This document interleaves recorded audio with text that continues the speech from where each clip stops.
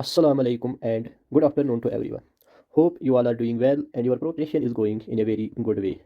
So today in this lecture, in this video, we are going to discuss one more topic, that is the pending part of the types of species. We have already discussed allopatric species. Now in this video, we are going to discuss these two types of species, that is parapatric species and sympatric species. तो इस lecture को start करने से पहले आप सबसे गुजारिश है कि आप हमारे यूट्यूब चैनल को आप सब्सक्राइब कीजिएगा, अपने फ्रेंड्स तक पहुंचाइएगा और इन वीडियोस को आप एंड तक देखिएगा और साथ में हमें सजेस्ट भी कीजिएगा कि अगर कहीं पे कोई चेंज रखनी है या कौन सा टॉपिक जिसके रिलेटेड लेक्चर्स लाने हैं तो वो आप कह सकते हो। साथ में बहुत सारे बच्चे बोल रहे थे कि हमने चाहिए वो इम्यूनोलॉजी का जो यूनिट हमने पढ़ाया था थोड़ा सा उसका बैकग्राउंड, हिस्टोरिकल बैकग्राउंड हमें चाहिए, तो वो भी मैं आज इस वीडियो के बाद आपके साथ टेलीग्राम चैनल पे शेयर करूँगा। तो चलिए स्टार्ट करते हैं आज का वीडियो। तो आज के वीडियो में हमने पढ़ना है, जो आज का वीडियो है ये हम स्टार्ट करेंगे पैरापैट्रिक स्पीसीशन से, या पैरापैट्रिक स्पीशीज़ जो है वो स्पीशीज़ क्या होती है। तो थेरीज को पढ़ने से पहले आपको मैं एक तरीके से ये समझाऊँ। तो जैसा कि आपके स्क्रीन पे ये लाइन्स आ रहे होंगे, तो आप इन लाइन्स को कंसिडर करो कि ये प्लांट्स है। मान लो ये एक प्लांट है, ये दूसरा प्लांट है, ये तीसरा प्लांट है, इसी तरह से ये बहुत सारे प्लांट्स एक लाइन में डेवलपमेंट हो रहे हैं। तो पैरापैट्रिक स्पीशीज़ होता क्या है? तो अगर हम कंसिडर करेंगे प्लांट फर्स्ट को और प्लांट जो लास्ट में है, अगर इनको हम कंसिडर करेंगे तो ये क्या होता है कि इनकी आपस में इंटरेक्शन जो है, क्योंकि इनके बीच में बहुत ज़्यादा डिस्टेंस डेवलप हो जाती है, तो इसको अगर हम कंटिन्यू भी करेंगे तो बहुत दूर तक ये प्लांट जो है ये एक लाइन बन जाएगी। तो फिर क्या होता है कि जो फर्स्ट प्लांट है वो लास्ट वाले प्लांट के साथ जितना जितना हम आगे जाएंगे, अगर हम यहाँ से स्टार्ट करेंगे, जितना जितना हम आगे जाएंगे इस फर्स्ट प्लांट की इंटरेक्शन जो है वो बाकी प्लांट से डिक्रीज होती जाएगी, और इस प्लांट के साथ जो लास्ट में यहाँ पे होगा इसके साथ इसकी इंटरेक्शन जो है वो मिनिमम इंटरेक्शन होगी। तो पहला पॉइंट। दूसरा पॉइंट ये है कि जो ये प्लांट यहाँ पे है, फर्स्ट प्लांट जो यहाँ पे है, तो इस प्लांट को यहाँ पे अलग से कंडीशंस होंगे और इन प्लांट्स को यहाँ पे थोड़ी सी इससे डिफरेंट कंडीशंस होंगे। तो दूसरा पॉइंट, तो पहला पॉइंट ये है कि जितना जितना ये लाइन बढ़ जाती है तो इनकी इंटरेक्शन कम हो जाती है। दूसरा कि जो यहाँ पे एनवायरमेंटल कंडीशंस है वो इन एनवायरमेंटल कंडीशन से डिफरेंट होंगे। तो उससे क्या होता है, जब ये ऑर्गेनिज्म जो अभी तक एक ही स्पीशीज थी, तो बहुत सारे टाइम तक जब ये अलग अलग एनवायरमेंटल कंडीशंस को फेस करते हैं तो उसकी वजह से क्या होता है कि इनमें अलग अलग कैरेक्टर्स डेवलप हो जाते हैं। अगर हम इनके कैरेक्टर्स देखेंगे वो इन प्लांट्स के कैरेक्टर्स से डिफरेंट होते हैं। तो एक टाइम आ जाता है, जैसे बहुत टाइम के बाद, हज़ारों साल के बाद या 200 साल के बाद, जब इन प्लांट्स को हम किसी भी तरीके से आपस में इंटरेक्ट करवाते हैं तो ये एक दूसरे के साथ इंटरब्रीड नहीं कर पाते हैं, या ये एक दूसरे से बिल्कुल डिफरेंट होते हैं। तो इससे क्या होता है, तो ये यहाँ पे अलग स्पीशीज़ बन जाती है और ये यहाँ पे अलग स्पीशीज़ बन जाती है। लेकिन इनके बीच में जो है वो जियोग्राफिकल जो हम कहते हैं आइसोलेशन है वो एक्चुअल में प्रेजेंट नहीं होती है। जैसे हमने पहले एलोपैट्रिक में पढ़ा था कि वहाँ पे कोई, ये हम देखते देखते थे वहाँ पे कि कोई जियोग्राफिकल जो है वो डिस्टर्बेंस आती थी, यहाँ आइसोलेशन आती थी, बीच में कोई रिवर आता था या कोई माउंटेन डेवलप हो जाती थी। लेकिन यहाँ पे वो केस नहीं है। यहाँ पे क्या होता है कि प्लांट्स कंटिन्यूसली होते हैं या ऑर्गेनिज्म कंटिन्यूस में होते हैं, लेकिन यहाँ से और यहाँ तक इनकी इंट्रैक्शन जो डिक्रीज होती है, इसकी वजह से क्या होता है कि ये कुछ टाइम के बाद अलग स्पीशीज़ में डेवलप हो जाती है और ये कुछ टाइम के बाद अलग स्पीशीज़ में डेवलप हो जाती है। क्यों हो जाएंगी? क्योंकि ये अलग एनवायरमेंटल कंडीशन फेस कर रहा है, ये अलग एनवायरमेंटल कंडीशन फेस कर रहा है। तो मे भी क्या होगा कि इसके फ्लावरिंग जो इन प्लांट्स की होगी वो पहले होगी और इन प्लांट्स की बाद में हो सकती है, और बाकी कैरेक्टर्स भी डेवलप हो जाएंगे अलग अलग तरीके से अपने अपने एनवायरमेंटल कंडीशंस के हिसाब से। तो फाइनली कुछ टाइम के बाद ये अलग स्पीशीज़ बन जाती है और ये अलग स्पीशीज़ बन जाती है।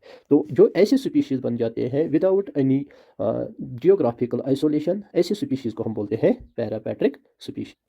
तो पैरापैट्रिक स्पीसीशन क्या होता है? ये एक ऐसी प्रोसेस है जिसके थ्रू पैरापैट्रिक स्पीशीज डेवलप हो जाते हैं। तो पैरापैट्रिक स्पीशीज मोस्टली उन ऑर्गेनिज्म में डेवलप होते हैं जो ज़्यादातर ये मूवमेंट नहीं कर पाते। जैसे कि प्लांट्स ये एक पॉइंट पे फिक्स होते हैं, या कुछ एनिमल्स या कुछ बैक्टीरिया वगैरह जो ज़्यादा दूर तक मूव नहीं कर पाते हैं, तो उनमें ये ज़्यादातर ये पैरापैट्रिक स्पीसीशन हो जाती है। तो चलिए अब हम थ्योरी पे आते हैं। Definition: पैरापैट्रिक speciation occurs when population of the same species, यहाँ पे आप ध्यान रखिएगा, ऑक्यूपाई एडजेसेंट, मीन अगर ये एक प्लांट है, ये दूसरा तीसरा चौथा, तो बहुत सारे प्लांट्स यहाँ तक के आ गए, तो इससे क्या होता है कि एक दूसरे के एडजेसेंट में होता है। लेकिन अब ये वाला प्लांट इसके साथ ज़्यादा इंटरेक्ट नहीं कर पाता है। क्यों? क्योंकि बीच में डिस्टेंस बहुत ज़्यादा है और बीच में बहुत सारे प्लांट्स है। इसकी एनवायरमेंटल कंडीशंस अलग होती है और इसकी एनवायरमेंटल कंडीशंस अलग होती है। तो यही बोलता है।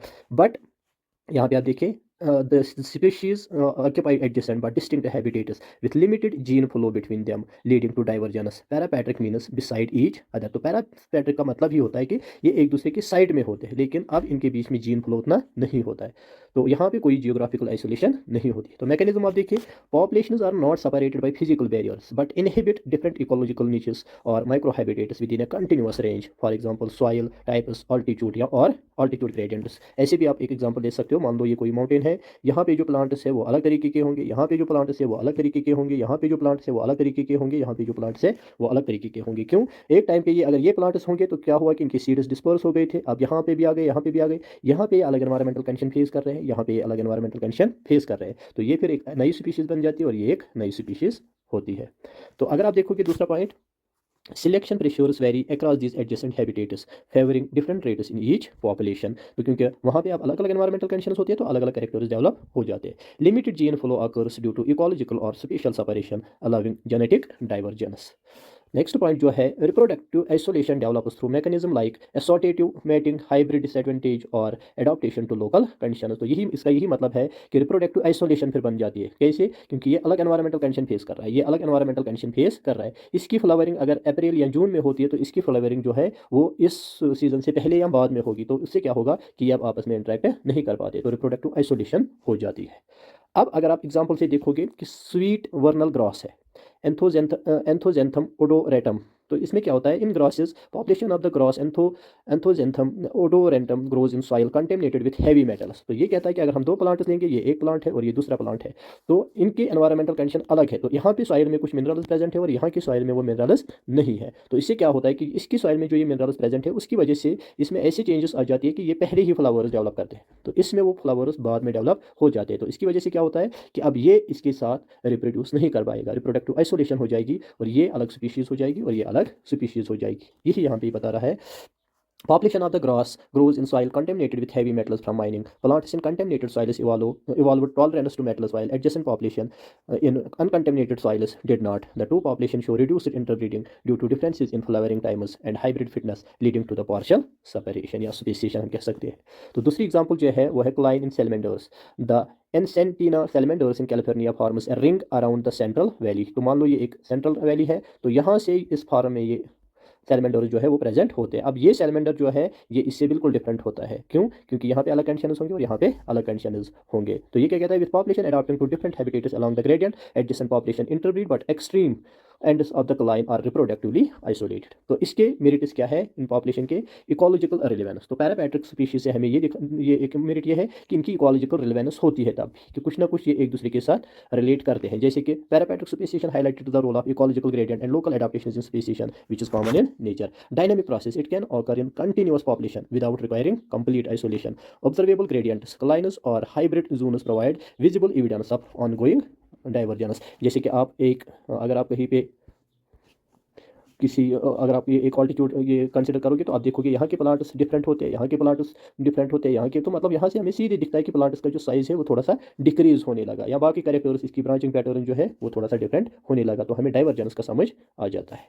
तो नेक्स्ट पॉइंट जो है वो है डिमेरिट्स। तो डिमेरिट्स क्या है? डिमेरिट्स पहला है, it is challenging to distinguish parapatric speciation from allopatric. तो ये बिल्कुल एक चैलेंजिंग है कि हम इनको कैसे डिफ्रेंशिएट कर पाएंगे, क्योंकि यहाँ पे कोई भी आइसोलेशन नहीं होती है। Rare evidence, few well documented examples exist compare to, तो यहाँ पे बहुत कम एग्जांपल्स हमें मिलते हैं जैसे कि हमें एलोपैट्रिक में मिल जाते थे। Hybrid zones, ongoing gene flow in hybrid zones can counteract divergence, slowing और प्रिवेंटिंग स्पेसिएशन। तो ये वीडियो जो है वो थोड़ा सा बड़ा हो रहा है, तो आज ही मैं इसी वीडियो के साथ अब ये वाला कंसेप्ट भी आपके साथ शेयर करूंगा, लेकिन ये वीडियो जो है वो अलग से आपके साथ शेयर करूंगा। तो फिर से आपसे ये रिक्वेस्ट है कि हमारे चैनल को आप सब्सक्राइब कीजिएगा। थैंक्स।